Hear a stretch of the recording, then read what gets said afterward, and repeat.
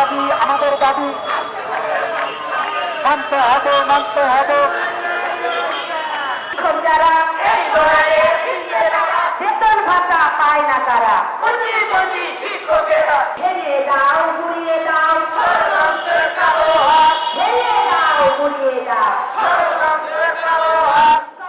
বলছি আপনার যে বয়স চাকরি শেষ করে এখন কবরে যাওয়ার জন্য আপনি 3 গুণ ছিলেন, সেই মুহূর্তে আমাদের সন্তানেরা আমাদের ছাত্ররা আন্দোলন করে ফ্যাসিস্টকে সরানোর কারণেই আপনার মতো এরকম বয়োজ্যেষ্ঠ একজন ব্যক্তি আজকে শিক্ষা উপদেষ্টার পদে আপনি হাসিল হয়েছেন। আমাদের অবস্থান কর্মসূচির আজকে ৫ম দিন আমরা অতিবাহিত করছি। আপনারা জানেন দীর্ঘ ১৭ বছর ফ্যাসিস্ট সরকারের বৈষম্যের শিকার হয়েছে আমাদের ৭৭২টি অতিরিক্ত প্রতিবন্ধী বিদ্যালয়।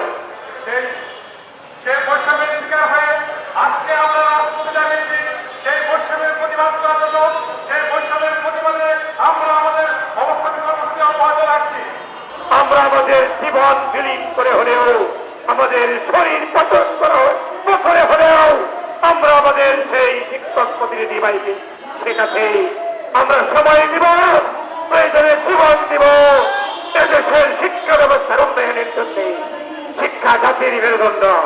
বাঙালি জাতি ধ্বংস হতে দেব না, বাঙালি জাতিকে নিরক্ষর হতে দিব না। কারা এ জিতবে কারা? প্রতিবন্ধী শিক্ষকেরা। এই প্রতিবন্ধী শিক্ষক যারা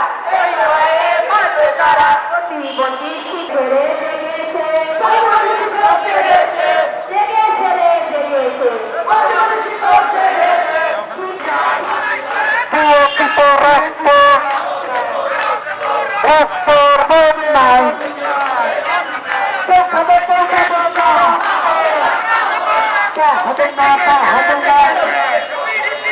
আমার সোনার বাংলায় সংসার মেশাই নাই।